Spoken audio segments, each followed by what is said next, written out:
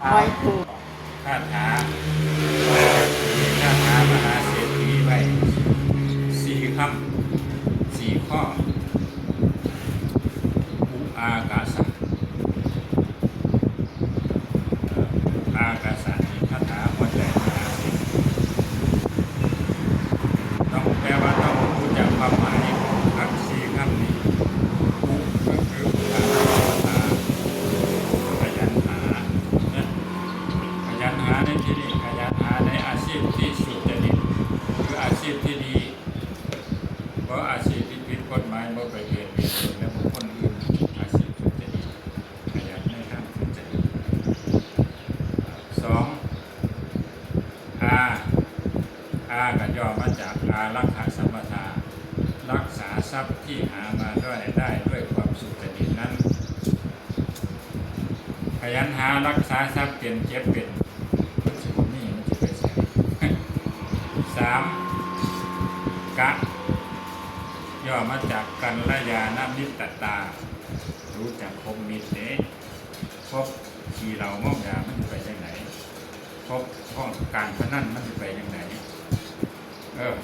มันสิเกิดมีใช่บ่ที่เราไปกินเหล้าแดดร้อนตกเศร้าเปียกแรกเปียกนอนหลังกันมันก็ได้มาใส่ละรู้จักคบมิตรพบคนผ่านไปหากินพบบัณฑิตพาไปหาผลนะพบบัณฑิตนักปราชญ์ก็มันจะไปพบมัน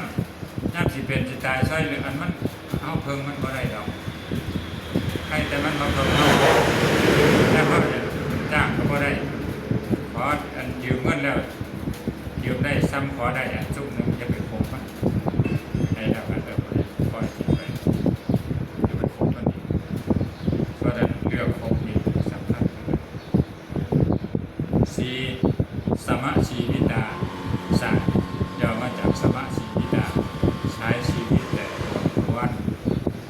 ฐานะห้องสามีกินสามีเขาใส่สามีเขาหาได้ร้อยต้องกินซ้ำ50แบ่งไว้50เนี่ยแล้วก็รู้จักรักษาทรัพย์สมบัติที่หามาได้